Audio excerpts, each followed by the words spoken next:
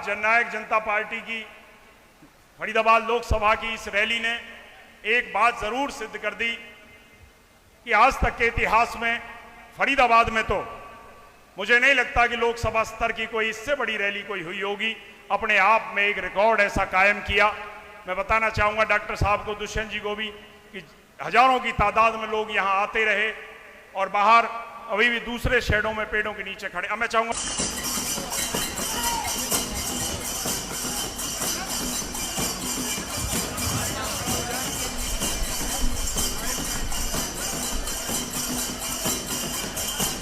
आज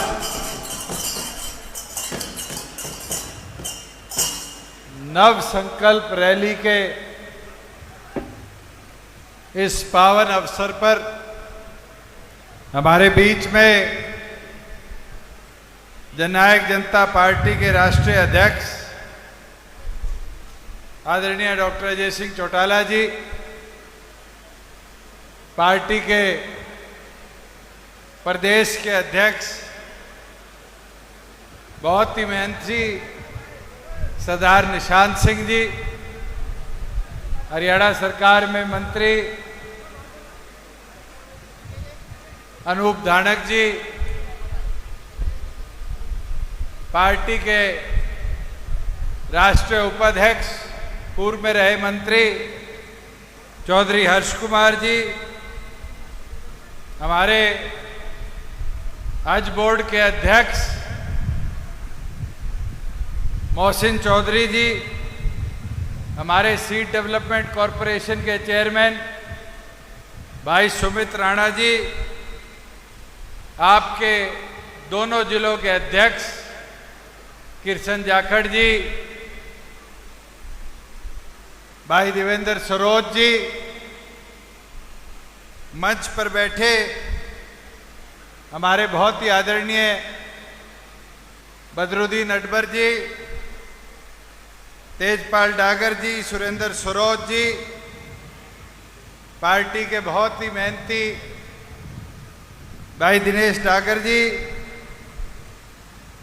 हमारे बीच में हमारी महिला अध्यक्षा हरमीत कौर जी, ललिता सिहाग जी, शैलजा भाटिया जी, सुनीता मलिक जी, आपके अपने भाई हमारे किसान सेल के अध्यक्ष आपके बेटे सुरेंद्र जी, मंच का संचालन कर रहे हमारे प्रवक्ता भाई अरविंद भारद्वाज जी, हमारे बीच में युवा इकाई के अध्यक्ष भाई नलिन हुड्डा जी, हल्का अध्यक्ष बहुत ही आदरणीय जग्गी मेंबर जी, करामत अली जी, अजय बढ़ाना जी, दीपक चौधरी जी, कुलदीप तेवतिया जी,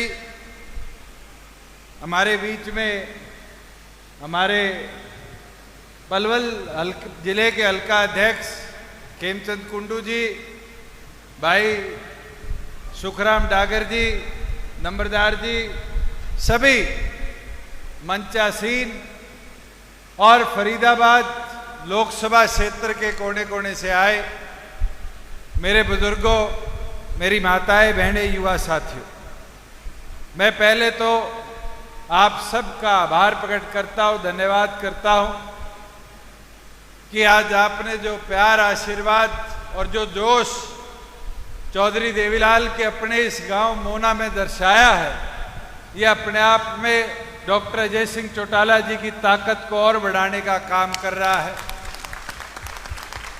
साथियों,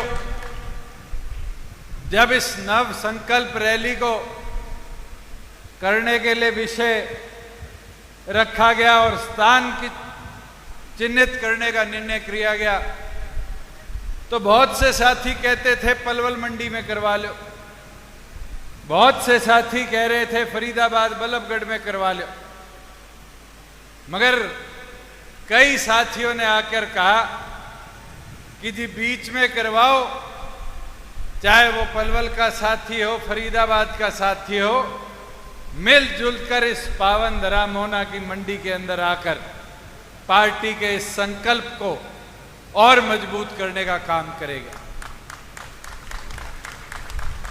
साथियों, मैं एक चीज बता सकता हूं, मोना ने पिछले 1 महीने में एक बहुत बड़ी त्रासदी कह लूं, क्योंकि पहली बार हुआ कि इस पूरे क्षेत्र में, फरीदाबाद में भी और पलवल में भी, यमुना का जो प्रवास था वो इतना विशाल था कि जब मैं यहाँ ट्रैक्टर पे, नाव पे पूरे इलाके का मुआयना कर गया तो अपने यहाँ मोना के बॉर्डर से लेके यूपी 5 किलोमीटर तक पानी का भाव चल रहा था। मगर एक एक साथी जो यहाँ बैठा है सरदारी का, मैं आप सबका धन्यवाद करूंगा कि जिस प्रकार से सामाजिक लोगों ने सरकार का साथ दिया, आज उसका नतीजा है कि जान माल का हमारे इस क्षेत्र में कोई नुकसान नहीं हुआ। और जहां फसल का कोई नुकसान हुआ, हमने 18 तारीख को रिपोर्ट सभी जिलों से, सभी किसानों से मंगा ली है। और आज आपके बीच में वादा करता हूं कि 15 सितंबर से पहले पहले फसल खराबे का पूरा पैसा आपके खाते में हम भेजने का काम करेंगे। और कई इलाकों में आज यमुना रेत खेतों में भर चुकी है। आज तक के इतिहास में यमुना की रेत अगर खेतों में आ जाती थी तो किसान के लिए एक सिरदर्दी बन जाती थी, क्योंकि एक और पर तो सरकार कहती थी माइनिंग अलाउड नहीं है और किसान खेती के लिए उस रेते को अलग नहीं कर सकता था। तो आज खुशी के साथ साझा करता हूं कि उसकी पॉलिसी फाइनल होगी और विधानसभा के सेशन से पहले पहले मंजूरी देकर 1/3 जितना रेता निकलेगा उसकी कीमत किसान के खाते में भेजने का काम करेंगे और 2/3 पंचायत और सरकार के खाते में ले जाने का काम, जिससे किसान की फसल जो इस सीजन में खराब हुई है वो आगे गेहूं की बिजाई से पहले पहले अपने खेत को समतल भी कर लेगा और रेत की वजह से उसके खेत की उपज में कहीं कोई रुकावट नहीं आएगी। साथियों, मैं एक चीज जरूर आपके बीच में आज खुशी से कह सकता हूं, यह आपकी हिस्सेदारी थी, राज के अंदर तो मुमकिन हो पाया। नहीं तो मुझे वो दिन भी याद है, कांग्रेसी कहते हैं मुआवजा क्या दिया। कांग्रेस के राज में 2-2 साल बाद मुआवजा आया करता था और मुआवजा आया करता था 2 रुपए 5 रुपए। आज तो कानूनी स्वरूप दे रखा है कि 1 एकड़ का अगर 100% फसल खराब है तो 15,000 से 1 रुपया कम भी किसान को मुआवजा आपकी सरकार नहीं देती।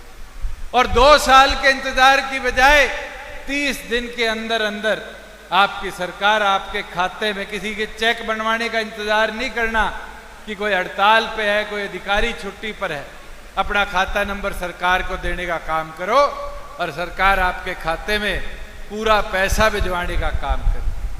वहीं आज इस मंडी में हम खड़े हैं, इस मंडी की क्या हालत होती थी जीरी के सीजन में, गेहूं के सीजन में।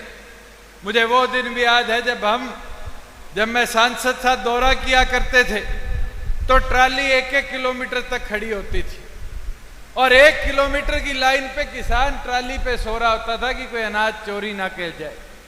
2 दिन बाद नंबर आया करता था। आज क्या स्थिति है कि जैसे फसल काटता है वो सरकार को बताता है मैं फसल बेचने आ रहा हूं, उसका परमिट कटता है, 2 घंटे से पहले उसकी फसल बिक जाती है, अगला रोटी भी घर जाके खाता है। और तो और 2 दिन के अंदर अंदर, महीनों का इंतजार करने की जरूरत नहीं, सरकार उसके खाते में पूरी राशि बैंक के माध्यम से भिजवाने का काम करती है।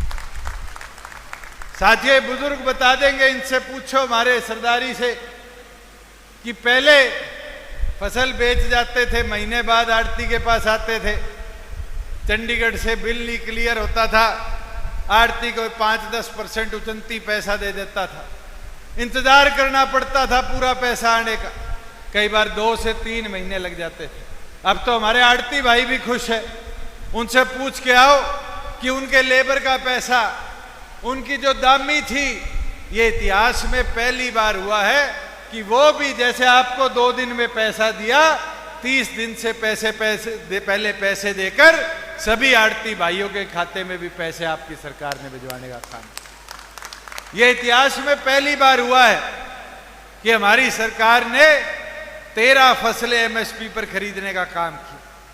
18 ऐसी फल सब्जियां फसलें हैं जो सरकार नहीं खरीदती, उसके एवज में भावांतर भरपाई योजना में अगर न्यूनतम मूल्य से नीचे वो फसल की खरीद होती है तो सरकार खाते में पैसा डालकर उस किसान की आर्थिक स्थिति को भी और मजबूत करने का काम करती है। साथियों, मैं तो एक चीज जरूर कहूंगा, आज मुझे बड़ी खुशी हुई, आपके गांव की सरपंच मैडम आई संजू देवी जी और आकर गांव की मांग दी। आप मुझे बताओ कितनी बार पहले ऐसे गांव की असली सरपंच को स्टेज पे ज्ञापन सौंपते देखा? कोई जीत जाती थी तो भी उसका पति आके दे जाता था, देता था नहीं देता था। मगर ये श्रीमती नैना चौटाला जी का वादा था हरी चुनरी चौपाल के अंदर कि हम 50% हिस्सेदारी महिलाओं को देने का काम करेंगे। और आज मैं खुशी के साथ कह सकता हूं कि आज पंचायत की हर दूसरी कुर्सी, चाहे वो सरपंच की हो, पंच की हो, जिला परिषद मेंबर, ब्लॉक समिति मेंबर या चेयरमैन जिला परिषद ब्लॉक समिति क्यों ना हो, वो आज हमारी माताएं बहनें सुशोभित करने का काम कर रही है। आज महिलाओं की आवाज बन रही है और महिलाओं की आवाज को वो हिस्सेदारी मिली तो आप देखना गांव विकास के अंदर भी आने वाले भविष्य में काम की गति भी किस तरीके से तेजी से आगे बढ़ने का काम करें। वही मेरी माताएं बहनें थी, बारी बारी एक मांग आती थी, इनके रोजगार के अवसर बनाओ। रोजगार के अवसर कैसे बनाए? हमने 2 मुहिम ली। पहली मुहिम कि जो हमारा पंचायती राज विभाग का एक डिपार्टमेंट है रूरल लाइवलीहुड मिशन, इसमें महिलाओं को रोजगार के अवसर कैसे दिए जाए, इसको आगे बढ़ाया जाए। जब मैंने 3 साल पहले उठाकर देखा कोरोना से पहले, तो हमारे पास केवल मात्र 20,000 सखी समूह थे, जिसके अंदर भी ज्यादा से ज्यादा पैसा ले लिया जाता था, पैसा दे दिया जाता था। हमने स्वरोजगार के अवसर बनाए।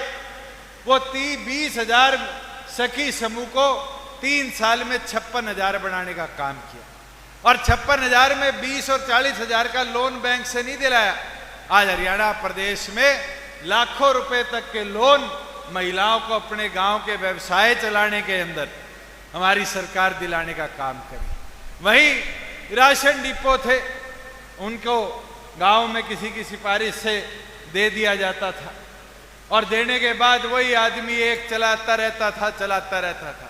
मगर आपने ये वादा किया, श्रीमती नैना चौटाला जी ने आपसे चुनरी चौपाल में, कि हम महिलाओं को हिस्सेदारी देने का काम करेंगे। और साथियों, आज खुशी होती है ये कहते हुए कि अभी हमने 3800 डिपो नए निकालने का काम किया और 3800 में से 2300 से ऊपर राशन डिपो अगर मिलेंगे तो हमारी इन माताओं बहनों को हमारी सरकार देने का काम करेगी। ये मुमकिन कैसे हो पाया? क्योंकि साथियों, राज में आपकी हिस्सेदारी। मैं तो एक चीज बारी बारी बोलता हूं, ये 3.5 साल के अवसर में बहुत लोग आए, बहुत लोग गए। बहुतों ने कहा कि दुष्यंत को रिजाइन कर देना चाहिए किसान आंदोलन में। मैं आपके पड़ोस में होली उत्सव में आया था, नरियाल गांव में। क्या कहते थे? इस्तीफा दे दो। धरना प्रदर्शन हुआ, कौन करने आया? ये भूपेंद्र हुड्डा का रिश्तेदार करण दलाल। और आकर 200 लोग चौक पे खड़े हो गए, इस्तीफा दो, किसान विरोधी। मुझे एक चीज तो बताओ, अगर किसान विरोधी होते तो क्या किसान के खाते में कभी पैसा आता?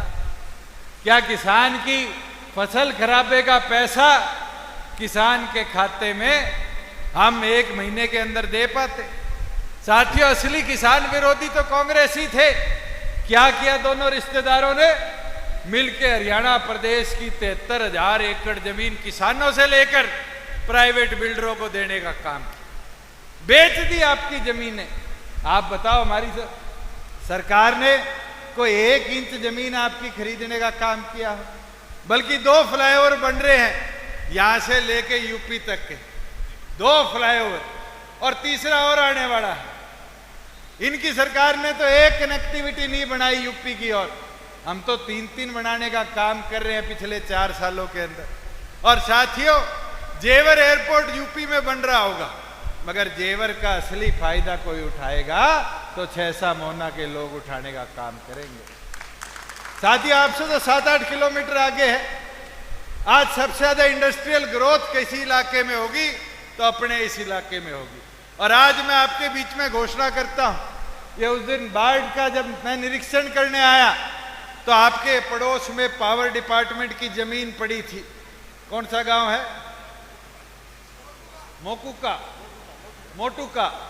मोटुका के अंदर जमीन पड़ी थी, वो देखी। जब पूछा तो कहते जी पावर प्लांट लगना था। पावर प्लांट तो अब लग नहीं सकते, एनसीआर, एनजीटी, पता नहीं कितने रिस्ट्रिक्शन आ गए। और थोड़ा सा धुआं दिल्ली में बढ़ जाता है तो मार हरियाणा पे पड़ती है, 57% हरियाणा पे प्रतिबंध लग जाता है। तो फिर मेरे बैठक ली, अधिकारियों से चर्चा करी कि वहां पर अब पावर प्लांट की जरूरत तो है नहीं, पावर विभाग और हमारा HSIDC मिलके उसको इंडस्ट्रियल टाउनशिप डेवलप करने का काम करें। अब वहां इंडस्ट्री आएगी, चाहे वो IT इंडस्ट्री आए, चाहे डाटा सेंटर आए, चाहे मैन्युफैक्चरिंग प्लांट आए, तो उसका लाभ किसको मिलेगा? हरियाणा प्रदेश के युवाओं को, आपके इस इलाके को। रोजगार के अवसर बनेंगे, लोगों की रिहाइशें, बसासत बनेगी, तो किसका फायदा होगा? अपने इस इलाके का फायदा होगा। साथियों, कांग्रेसियों ने कभी फायदा नहीं सोचा। कांग्रेसी तो एक चीज सोचते थे, राज में आगे गुड़गांव पे कब्जा कर लो, कॉलोनियां काट दो, और ज्यादा सड़क का कोई विस्तारण होता था, सड़क का कोई उद्धार होता था तो एक जिले में सीमित होकर रोहतक तक रह जाता था। पिछले दिनों में जुलाना गया तो जुलाना वाली सड़क इस सरकार में बनी, खरखोदा गया, खरखोदा वाली सड़क इस सरकार में बनी, भिवानी गया, कलानौर बॉर्डर पे सड़क खत्म हो जाती थी, आज जाओ 4 लेन चरखी दादरी तक, 4 लेन भिवानी तक हमारी सरकार ने बनाने का काम किया। ये विकास कैसे हो पाया? ये विकास इसलिए हो पाया कि आप लोग सरकार में, आपकी आवाज है, आपकी सुनवाई होती है। मेरे से तो मैं ये मानता हूं, ये जगी मेंबर कहेंगे कि गलती होगी, मेरे से हुई एक गलती, वो टिकट वितरण ठीक नहीं किया। अगर ये मैं किसी को, सुरेंद्र को, जगी मेंबर को, इनमें से जितने ये पृथला वाले साथी हैं, किसी और को उस समय टिकट दे देता तो शायद 10 की बजाय आज 11 विधायक हमारी पार्टी के विधानसभा में होंगे। मगर आगे ये गलती पृथला में भी नहीं होगी और ये गलती और किसी सीट पे भी नहीं होगी। साथियों, उस समय तो नई नई पार्टी बनी थी। जब कुंबा बनता है, कई लोग ऐसे भी आ जाते हैं जो चोरी का मन बना कर रखते हैं, और हमने तो बड़े अच्छी सोच के साथ वो जिम्मेवारी दी थी, मगर कई लोग वो जिम्मेवारी संभालने लायक नहीं थे। मगर आज मैं कह सकता हूं, यह आप सबकी मेहनत है कि आपने संगठन की ताकत को संगठित कर आगे बढ़ाने का काम किया है, और मैं उम्मीद करता हूं कि इसी तरह आगे बढ़ते रहोगे। ये 4 चीजों का मंत्र याद रख लो।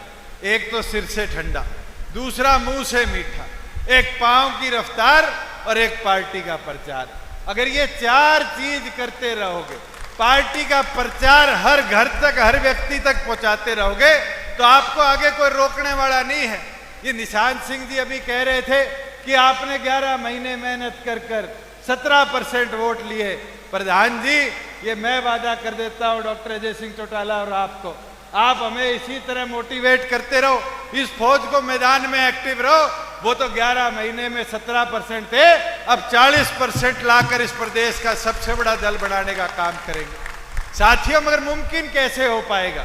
वो मुमकिन हो पाएगा जब एक एक साथी काम करेगा, एक एक साथी मैदान में उतरेगा। ये मेरी माताएं बहनें बैठी है, हमने अपने वादे पूरे करे।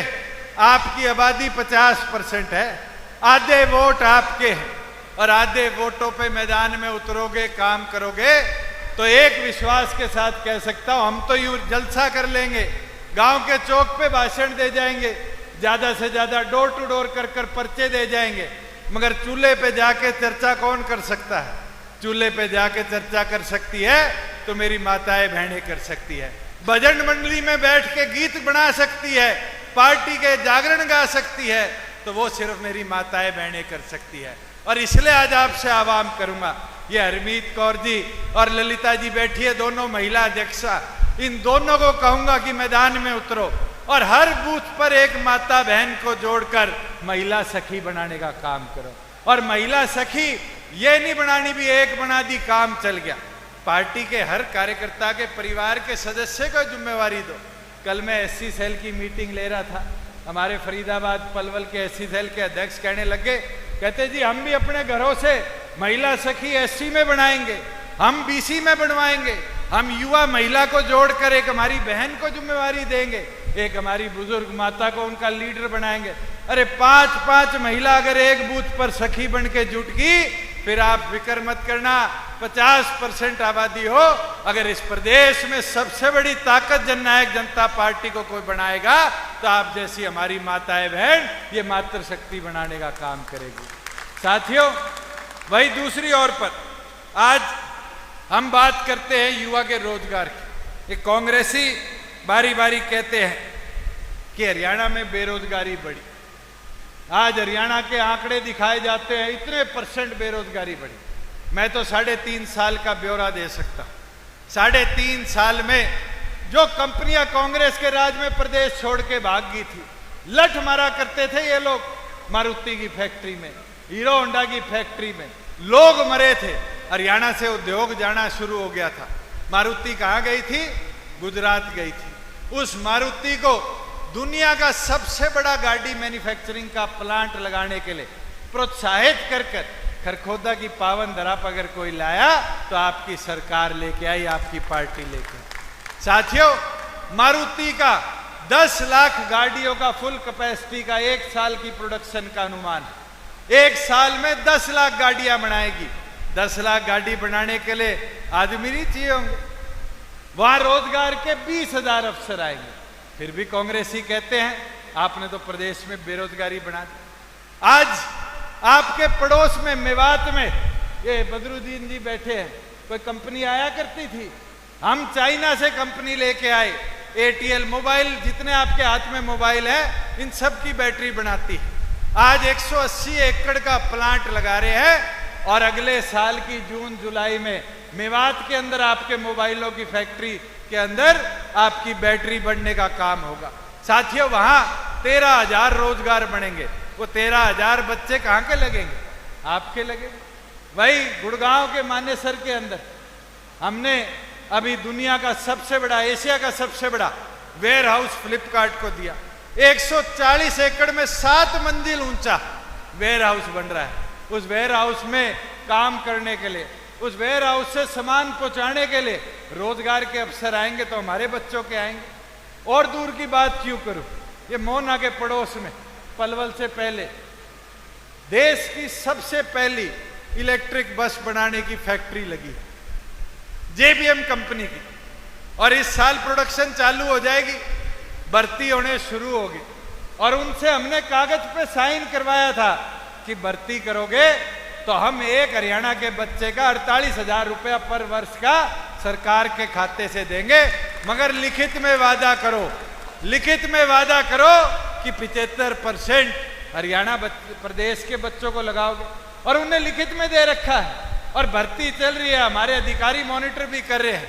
और मैं विश्वास दिलाता हूं कि हरियाणा के बच्चों को जेबीएम छोड़ो, हरियाणा प्रदेश की प्रत्येक फैक्ट्री के अंदर 75% हिस्सेदारी दिलवाने का काम कोई करेगा तो आपकी पार्टी करेगी, आपकी सरकार करेगी। साथियों, मैं तो एक चीज कहना चाहूंगा, सरपंच साहिबा ने कई मांगे रखी है यहाँ पर। ये एक गांव की है, मैं अगर इनकी एक एक की यहाँ भरूंगा तो सरदारी सारे अलग अलग गांव से आई हुई है। पर ये वादा करता हूं जो मांगे गांव की सामूहिक तौर की है, जल्द से जल्द इनके एस्टीमेट बनाकर इसके लिए मोना गांव को हम ग्रांट भी अप्रूव कर देने का काम करेंगे कि गांव का इसका जो काम है वो बहुत जल्दी शुरू हो। और आपकी ये जो 2 सड़कें जिस पे काम चल रहा है, आज मैंने आते आते अधिकारियों से भी इसकी रिपोर्ट ली, ये बारिश 1 महीने की है, उन्हें वादा किया है दिसंबर से पहले मोना से फरीदाबाद तक की सड़क को पूरी तौर पर दुरुस्त कर देने का वो काम करेंगे। वहाँ आपके यहाँ पर जो आसपास के गांव जहाँ पर कच्चे फ्लैट बने हैं और वो परचेज सेंटर की मांग कर रहे हैं। जो कोरोना में परचेज सेंटर बने थे, हमारी सरकार ने किसी एक परचेज सेंटर को कैंसिल करने का काम नहीं किया। हमने तो बल्कि और बढ़ाए। पहले किसान आड़ती के पास आता था, अपनी फसल दे के जाता था। आज 2 साल हो गए आड़ती किसान के पास जाता है नहीं जाता। खेत में जाता है, गेहूं मेरे बेच जा, जीरी मेरे बेच जा। उसका लाभ किसको मिलता है? आपके किसान भाइयों को। साथियों, जब फसल के पैसे आते हैं, पहले आप आड़ती के पास जाते थे, पैसे दे जा। आज क्या होता है? आड़ती आपके पास आता है कि भाई पैसे आगे, ब्याज मेरे से ले लियो, पैसे दे जा। इसका लाभ किसको हुआ? गांव के कमेरे किसान को हुआ। और हमारा तो एक माध्यम बनाया है कि शहर से पहले गांव का विकास हो। और मेरे को बहुत लोगों ने कहा कि ये बात मत कहा करो, शहर से पहले गांव का विकास हो। आज मुझे ये बताओ, मोना का कोई बच्चा कॉम्पिटिटिव एग्जाम की कोचिंग लेना चाहता है, छैसा का कोई बच्चा कॉम्पिटिटिव एग्जाम की कोचिंग लेना चाहता है, तो उसको सबसे पास फरीदाबाद ओल्ड में जाना पड़ता है। वहां जाना पड़ता है क्योंकि कोचिंग सारी वहां पर होती है। आज मांग क्या आती है गांव से? आपकी सरपंच साहिबा ने लिखी हुई है लेटर पैड पर, मुझे खुशी होती है पढ़ते हुए। मुझे गर्व होता है कि हमारी चलाई मुहिम ने कितना बदलाव लाने का काम कर दिया कि हमारे गांव में ई लाइब्रेरी बना दे। किसी ने सोचा था ई लाइब्रेरी का कॉन्सेप्ट? हमने किया। और मैं तो धन्यवाद करूंगा प्रधानमंत्री जी का, जिनने हमारे उठाए कदम को आज पूरे देश में लागू किया। और एक केंद्र सरकार ने निर्णय लिया है कि देश के प्रत्येक गांव में डिजिटल लाइब्रेरी बनाकर आधुनिक किताबें और सुविधाएं बच्चों की पढ़ाई के लिए गांव तक दिलाने का काम करेंगे। साथियों, बन गई। चलो, जवा गांव के हमारे साथी बैठे बता रहे, इनके गांव में मैंने घोषणा करी थी, बनी है। मैं आपका धन्यवाद करूंगा और गांव के बच्चों को बधाई दूंगा। ये मेरे से ज्यादा मैं तो पढ़ लिया, मैं तो मास्टर्स भी कर ली, पीएचडी कर रहा हूं, मगर जो गांव की नई पीढ़ी आप देखना, इसका लाभ उसको मिले। दूसरी मांग सरपंच मैडम ने क्या करी कि हमारे गांव में कम्युनिटी सेंटर बनाओ। ये हमारे बुजुर्ग बैठे हैं, पहले गांव में मांग क्या आती थी? गली नाली, गली नाली, और ज्यादा से ज्यादा होती थी चौपाल की मरम्मत। इससे ऊपर तो कोई मांग सरपंच नहीं करता था। महाराज क्या मांग आती है? Digital library, community centre. Community centre क्या है? ये बारात घर है बड़ा। आज सबके परिवार में शादी में बारात भी बड़ी आने लगी। छोटी चौपालों में तो फेरे होते नहीं, मगर गांव के अंदर आज लोग कहते हैं टेंट लगाना पड़ेगा, खर्चा करना पड़ेगा, तो वो शहर की तरफ चलते हैं कि मैरिज प्लेस में शादी करके आएंगे। और मैरिज प्लेस पास में कहाँ है? अगर किलोमीटर देखोगे तो 7-8 किलोमीटर से पहले कोई बड़ा मैरिज प्लेस नहीं मिलता। मगर गांव में कम्युनिटी सेंटर बन जाता है तो गांव के आदमी को 500-1000 रुपए के पंचायत के किराए में अपने बच्चों की अच्छी तरीके से शादी करने की व्यवस्था बन जाती है। साथियों, ये बदलाव है, और ये बदलाव एक जगह नहीं है, ये अनेक जगह है। कई लोग कोसते हैं, कहते हैं तो सरकार पोर्टल बनाती रहती है, पोर्टल के लाभ नहीं गिनाते। मुझे एक चीज बताओ, आज आपका पैसा उस पोर्टल के बदौलत ही 2 दिन में खाते में आता है, नहीं आता? खेत में खराबा हो जाता है, उस पोर्टल के माध्यम से ही सरकार को बताते हो, नहीं बताते? अब राशन डिपो की एप्लीकेशन भरी थी, किसी बाबू के दफ्तर में जाना पड़ा?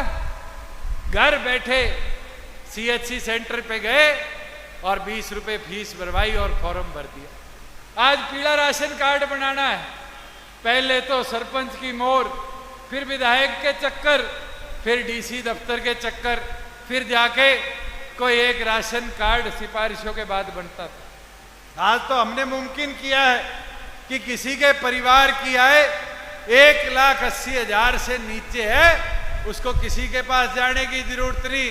सीएचसी सेंटर वाला 1 मिनट में रसीद निकाल के दे देता है। हमारे बुजुर्ग है 60 साल के हो जाते थे, कापी हाथ में रखते थे प्रमाणों की और कहते थे मेरी बुढ़ापा पेंशन बनवा दे, मेरी बुढ़ापा पेंशन बनवा दे।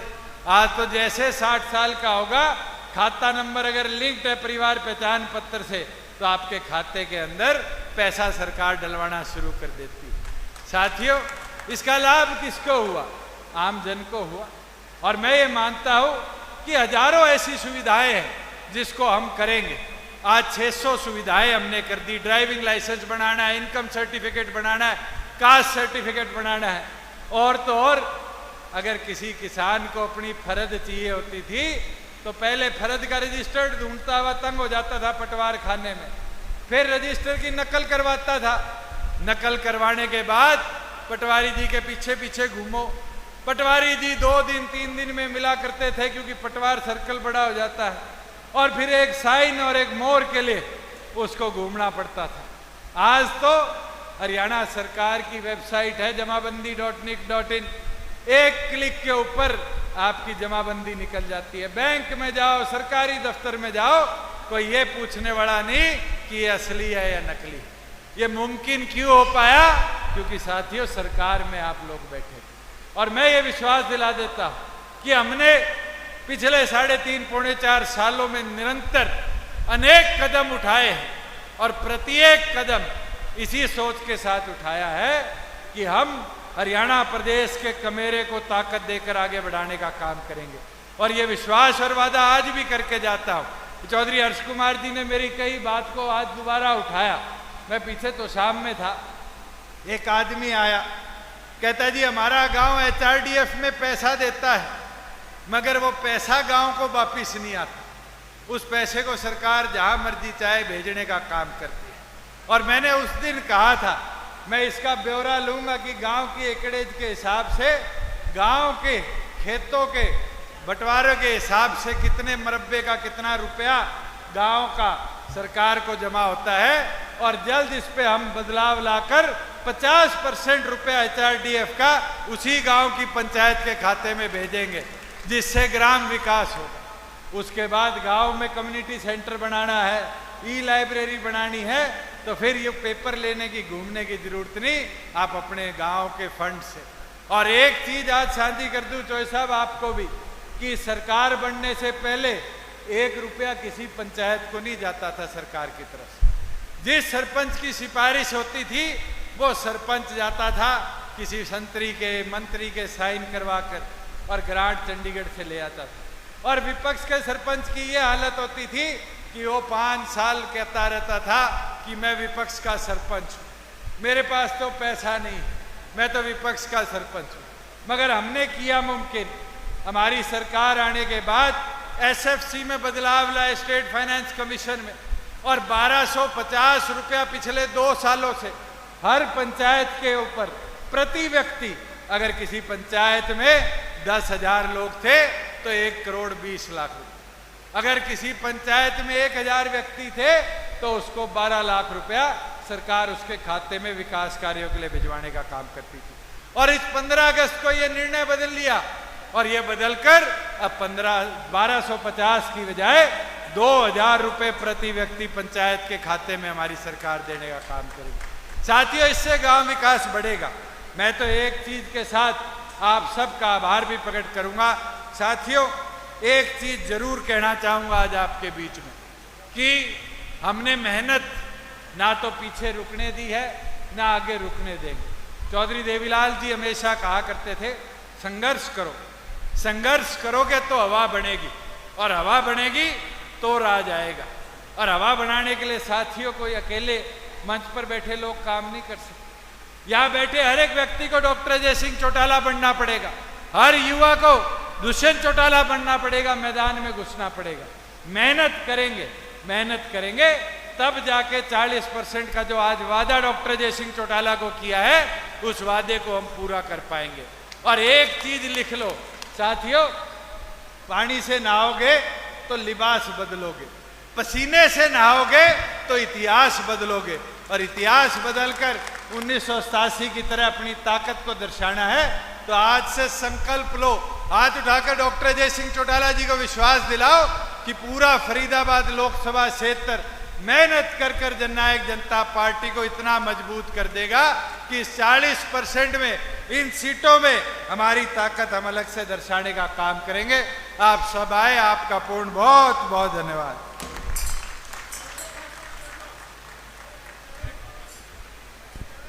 बैठे बैठे अब अंत में मैं बुलाना चाहूंगा मोहना गांव की सरदारी को, वो आए और हमारी पार्टी के राष्ट्रीय अध्यक्ष डॉक्टर अजय सिंह चौटाला जी का पगड़ी बांधकर स्वागत करेंगी मोहना गांव की सरदारी।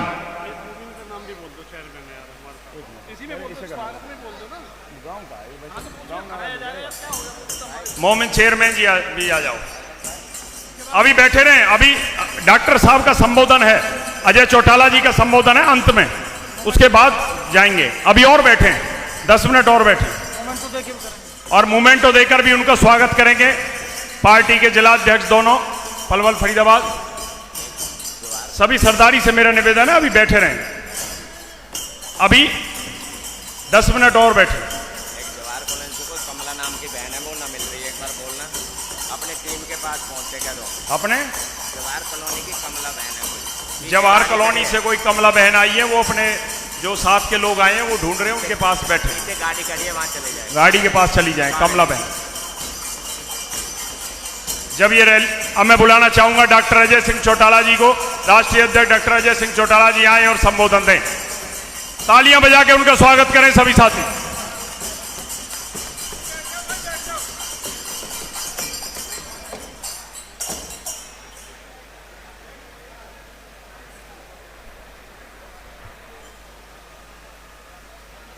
बहुत ही आदर और सम्मान के योग मोहना गांव की इस पावन पवित्र धरा पर फरीदाबाद संसदीय क्षेत्र के गांव-गांव और शहर के वार्ड स्तर से आए जन नायक चौधरी देवीलाल की सोच पर पहरा देने वाले पार्टी के समर्पित वरिष्ठ सक्रिय कर्मठ और निष्ठावान साथियों, मेरे सम्मानित पिता तुल्य बुजुर्गों, माताओं और बहनों, हम उम्र नौजवान दोस्तों, कृषि प्रधान भारतवर्ष के उज्जवल भविष्य अजीज प्यारे बच्चों, पत्रकार एवं छायाकार बंधुओं, मंचासीन जननायक जनता पार्टी हरियाणा प्रदेश इकाई के हमारे अध्यक्ष, सादगी के प्रतीक माननीय सरदार निशान सिंह जी,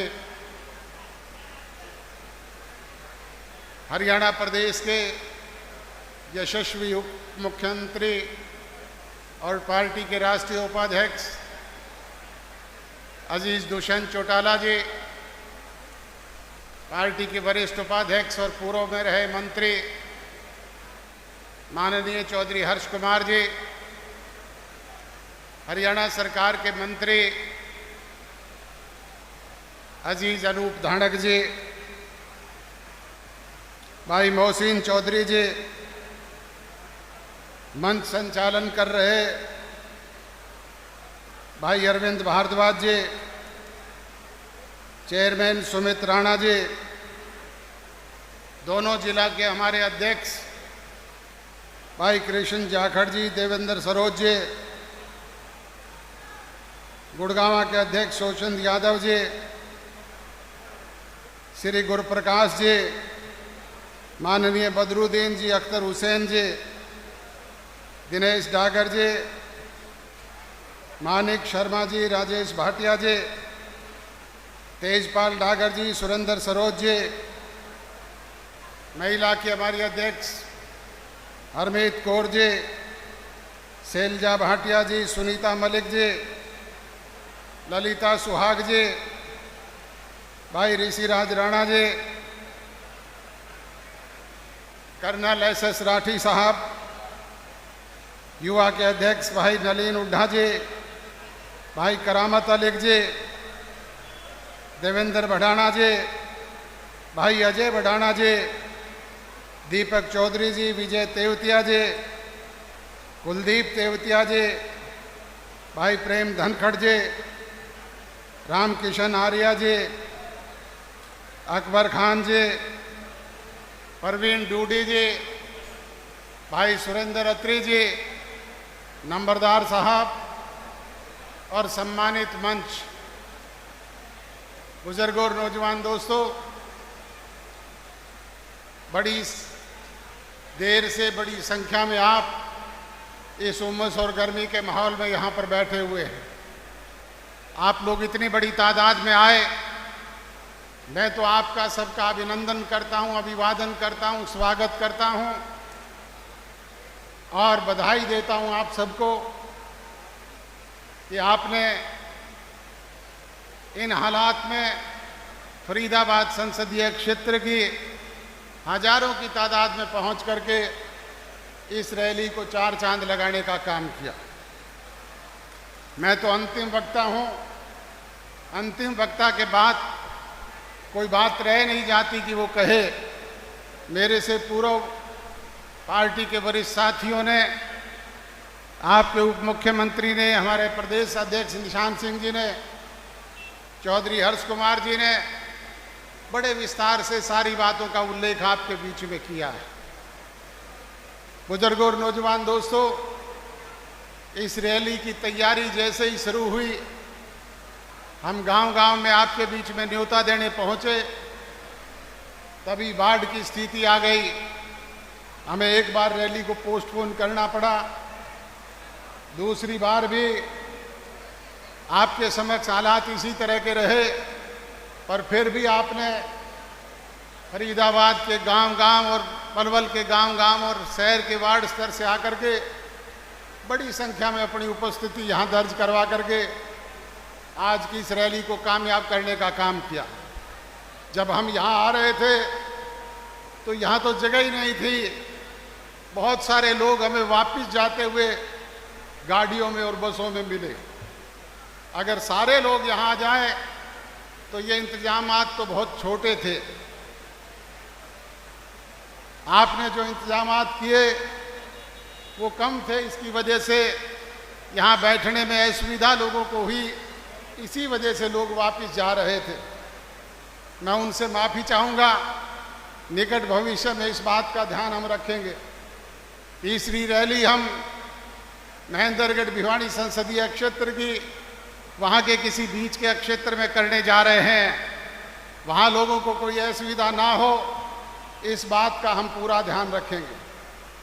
आपके समक्ष दुष्यंत चौटाला ने गांव की जिन समस्याओं का उल्लेख किया, उन समस्याओं से तो आपको मुक्ति दिलवाने का काम करेंगे। 3.5 वर्ष में जो कोई कोर कसर कमी कोताही रही है, उसे भी आपके बीच में सवाया करके देने का काम करेंगे।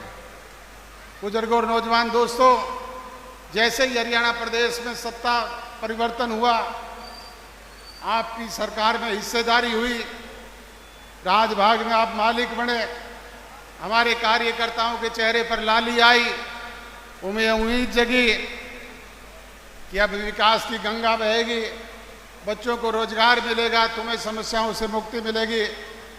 परंतु हम चाह करके भी आपकी भावनाओं के अनुरूप वो कार्य नहीं कर पाए। बुजुर्गों और नौजवान दोस्तों, परिस्थितियां इस तरह की रही। पहले कोरोना जैसी विश्वव्यापी महामारी आ गई, फिर किसान आंदोलन चल पड़ा, उसकी वजह से हम चाह करके भी आप लोगों के बीच में नहीं पहुंच पाए। और जैसे ही अवसर मिला, उन समस्याओं से आपको मुक्ति दिलवाने का काम कर रहे हैं। अब आगामी 1.5 वर्ष में जो चुनावी वर्ष भी है, मिशन 2024 शुरू हो चुका है। जो सरकार के स्तर पे कोर कसर कमी कोताही रही है, वो तो सरकार में बैठे ये लोग आपके बीच में करेंगे, पर जो कोई संगठन की दृष्टि से कमी कसर रही है, उसकी भरपाई करने का काम आप सब लोगों ने मिलकर के करना है। और वो तभी संभव होगा जब हम अपना संगठन गांव-गांव के, शहर के वार्ड स्तर के बूथ स्तर तक मजबूती से बढ़ाने का काम करेंगे। हर बूथ पे एक बूथ योद्धा, एक बूथ सखी और उसके साथ अनुभवी लोगों की टीम जोड़ करके एक ऐसा संगठन बनाने का काम करेंगे कि हमारे ये 17.5-17% वोट 51% में तब्दील हों, हमारे ये 10 विधायक 46 में तब्दील हों। फिर उस मिशन 2024 दुष्यंत को कोई रोकने में कामयाब नहीं हो पाएगा। फिर आपकी दी हुई ताकत आपके विकास के काम आएगी, आपके बच्चों को रोजगार प्रदान करेगी। गांव-गांव में विकास की गंगा बहेगी, छोटी मोटी सारी समस्याओं से आपको मुक्ति मिलेगी। फिर सरकार आपके दरवाजे रबाब आकर के पूछेगी कि बताओ आपकी समस्या क्या है। बुजुर्गों और नौजवान दोस्तों, आप इतनी बड़ी तादाद में आए, मैं एक बार पुनः फिर आप लोग सब लोगों का आभार व्यक्त करता हूं, धन्यवाद, स्वागत, अभिनंदन और अभिवादन करते हुए अपनी वाणी को विराम देता हूं। आप सबका बहुत बहुत धन्यवाद। जय हिंद।